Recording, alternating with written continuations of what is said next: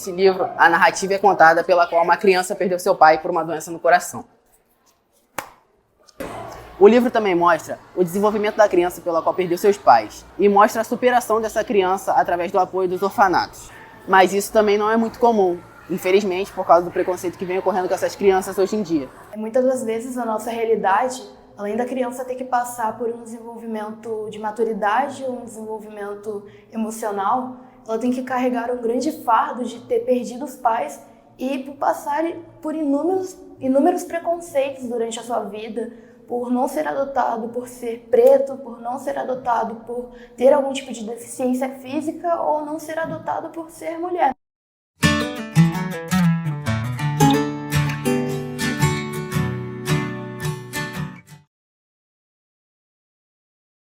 A gente teve a abolição da escravidão em 1888, finalzinho do século XIX. Nós fomos o último, né, da América a terminar com essa condição bizarra, né? Mas a escravidão realmente foi abolida?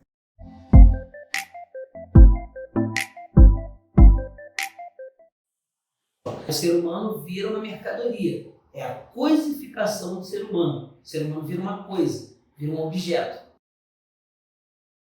É justamente uma situação em que um trabalhador ele é colocado para trabalhar mesmo, só que assalariado, só que ele ganha salários muito ruins, sem direito à licença maternidade, sem licença férias, essas coisas. A gente só não chama de escravidão alguns casos que a gente vê, por exemplo, pela televisão, uma questão de uma palavra. A gente só não vê escrito nem falado escravidão porque tecnicamente foi abolido em 1888.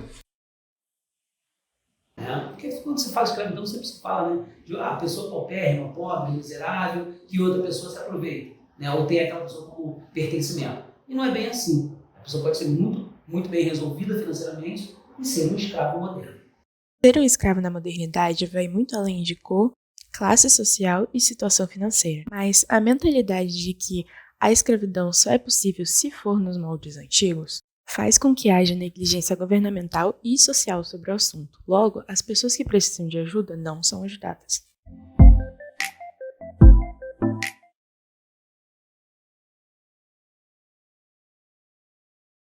E se os casos de obesidade no Brasil caírem no Enem? Você estaria preparado para isso? Se não, vem comigo que eu te ajudo.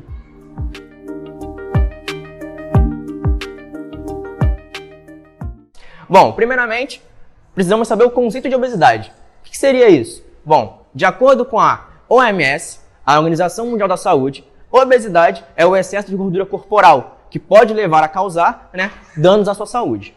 Agora que você já sabe o conceito de obesidade, já pode começar a escrever. Mas primeiro, a gente precisa do quê? De um repertório. Toda boa redação tem um repertório. Ele tem que ser de bom entendimento e ser coeso com o texto. Então vamos lá. Qual que a gente pode usar?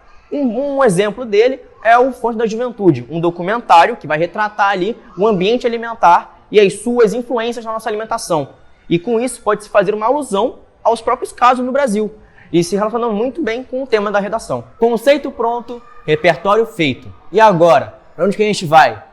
Bom, vamos agora para as duas problemáticas, que é ali que vai começar o desenvolvimento 1 e 2. A primeira é o governo e a sua falta de estímulo para a prática de atividades físicas para a população.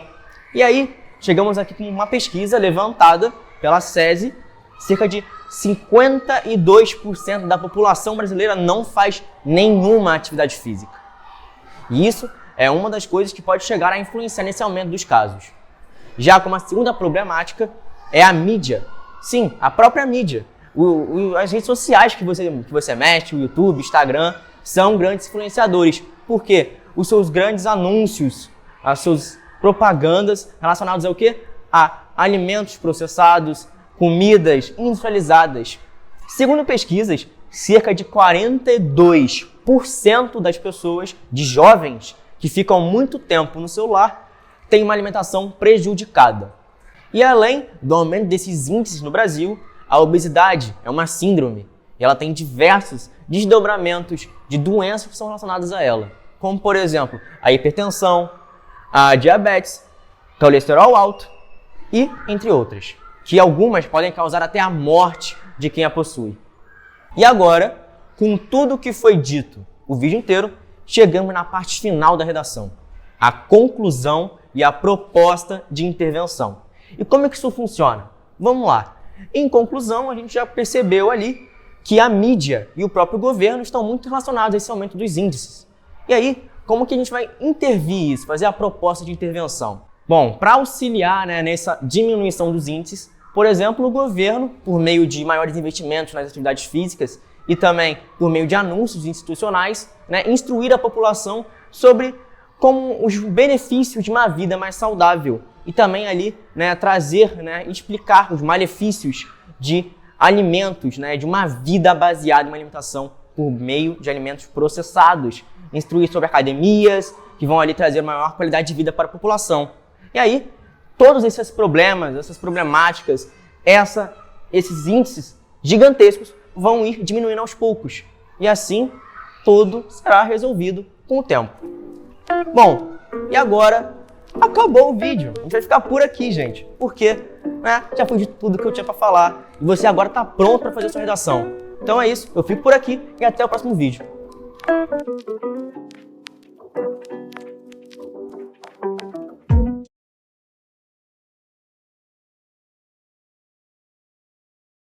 Vocês sabem quantos casos de violência sexual contra crianças e adolescentes foram registrados no Brasil de 2015 a 2021? Não. Então, basicamente, 202.000,9 casos foram registrados. Sim, os números são bastante preocupantes. A gente está aqui com algumas notícias que saíram na mídia, como, por exemplo, que do Estadão, bebê de 27 dias morre após ser estuprada em garoto no Rio, no caso, no estado do Rio de Janeiro, E o pai foi preso. Ou seja, a violência, ela não está só nas ruas, ela está dentro de casa. E as crianças e adolescentes, eles precisam entender que isso é uma violência, porque muitos não entendem. Aqui a gente tem ocorrido no Acre, governadores da localidade vetaram uma lei que promoveria educação sexual nas escolas. Isso aqui é bem preocupante mesmo. Porque, eles estão basicamente criando uma geração ignorante. Porque muita gente diz que a educação sexual não deveria ter educação sexual nas escolas, isso porque eles não procuram entender o que é educação sexual. Eles acham que é como se a gente estivesse incentivando as crianças a praticarem atos sexuais, mas não, é só um incentivo às crianças entenderem o que devem ou não aceitar. E como a gente pode perceber, as notícias, elas são muito recorrentes, ou seja, os casos não param, eles só vão aumentando. Então é necessário que uma solução seja encontrada.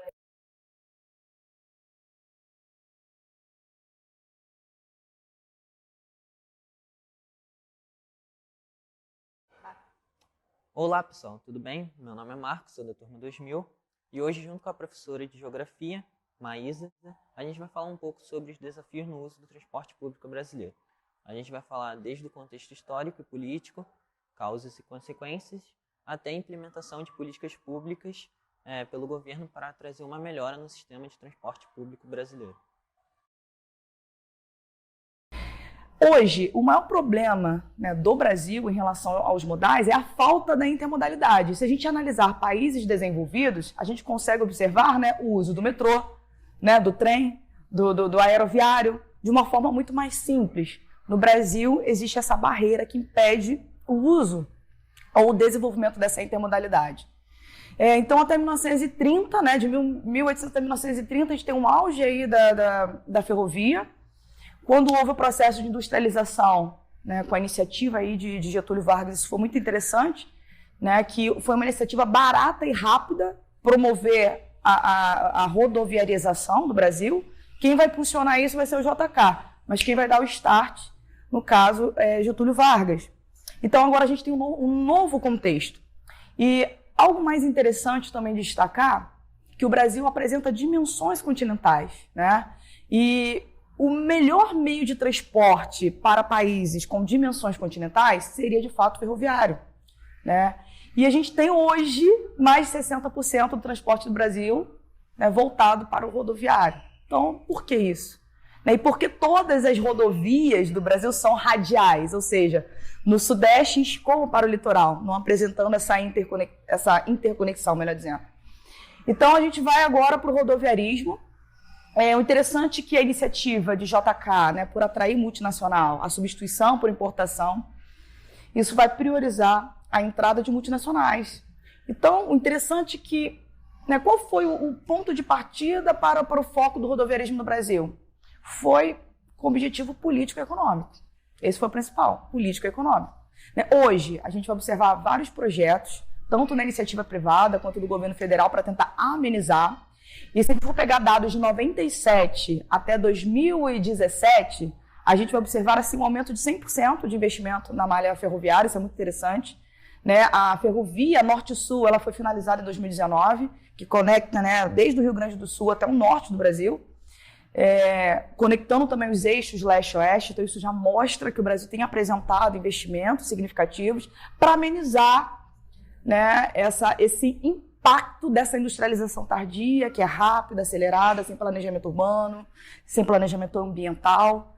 E nos dias de hoje, a gente observa crescimento das cidades. A gente sabe que a funcionalidade da cidade, né, para ela ser viável, ela tem que ser compacta. E é muito comum nos países de industrialização tardia apresentar um crescimento horizontal das cidades. Então, há um aumento das distâncias. Então, a gente vai e liga a TV de manhã, São Paulo. Aí tá lá, informações sobre o trânsito, pessoas que levam 2, 3 horas para sair das suas casas, chegam no trabalho e levam talvez o mesmo tempo na volta, no horário de pico, porque tem que atravessar praticamente toda a cidade. Então, uma cidade, para ser funcional, ela precisa ser compacta. E as cidades, tanto Rio de Janeiro e São Paulo, que foram palco aí da urbanização e industrialização do Brasil, elas apresentam essas longas distâncias. E algo interessante também, esses grandes centros urbanos, eles oferecem serviços específicos. Então, para a quantidade de pessoas locais. Então, acontece que nos dias de hoje, os modais de transporte, eles não atendem apenas a população local, mas dos bairros, cidades ao entorno, a famosa migração pendular. Então, isso gera o quê? Uma sobrecarga nos modais, principalmente no ônibus, metrô. Então, a gente observa, né, nos jornais todo dia, né, tráfego. Teve um registro, eu não lembro agora o ano, acho que foi 2019, São Paulo registrou o maior engarrafamento da história, né? Então, isso já mostra, né, problemas que precisam ser resolvidos desde a década de 40 para cá. Primeiro, a falta de investimento do governo, né, vai aí demandar, né, um número muito menor de ônibus, por exemplo, vamos pegar o transporte coletivo, né, da nossa realidade. Isso vai interferir nos horários, principalmente no período de pico, horário de pico, de entrada e saída do trabalho. Então, as pessoas, como que eu posso dizer? Elas podem ter até acesso a esse modal, mas ela vai se sentir prejudicada de alguma forma. Ou vai ficar em pé, né, no ônibus. Tem dados que mostram, por exemplo, as mulheres, recentemente isso tem sido televisionado, né, mulheres que sofrem assédio dentro do ônibus devido à superlotação, que entra como uma consequência. O custo, né, das passagens, das tarifas. Então, se você tem um número menor de transporte rodando, então, automaticamente você vai aumentar esse custo. E a concentração de pessoas, a superlotação. Então, isso entra como algo muito característico, né, do Brasil, do Sudeste principalmente. Em relação à modalidade, a gente vai observar que algumas regiões do Sul, por exemplo, têm apresentado até avanço, né, criando rampas de acessibilidade. Mas aqui no Brasil a gente encontra, mas é um número muito menor, que não atende a demanda da população que de fato precisa desse tipo de serviço.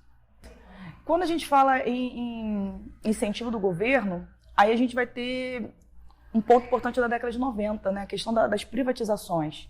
Então, hoje, a gente tem as rodovias de melhor acesso pavimentadas, são pagas, pedágio. A gente vai, pega Via Lagos, tem o valor de R$26 para não andar nem 100 quilômetros, né, no valor do final de semana, não sei o valor durante a semana, mas isso é muito comum, tá? Cidade de São Paulo, Sul.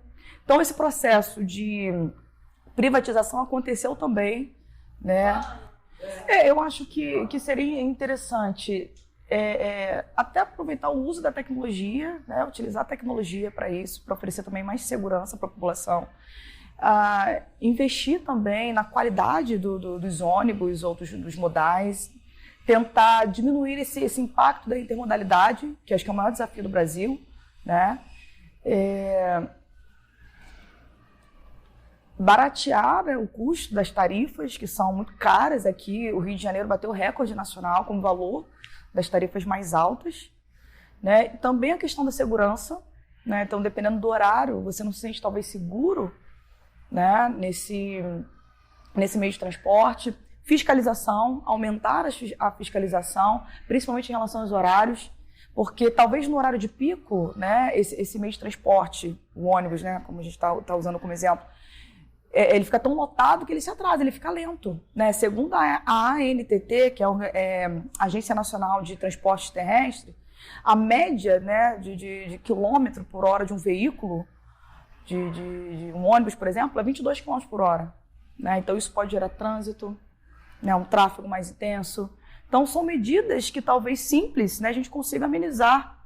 Né? Mas eu acho que tem que, de fato, ter essa iniciativa, né, do governo para tentar amenizar, investir também nas rodovias, por mais que seja barato, mas há uma necessidade muito grande de manutenção, né? Porque o buraco você tem aí pneu rasgado, furado, isso vai impedir também na velocidade. Então, para fechar, esse tema atualmente é muito debatido por várias pessoas e que pode ser utilizado como um tema para a redação do Enem. Espero que tenha ajudado e é isso.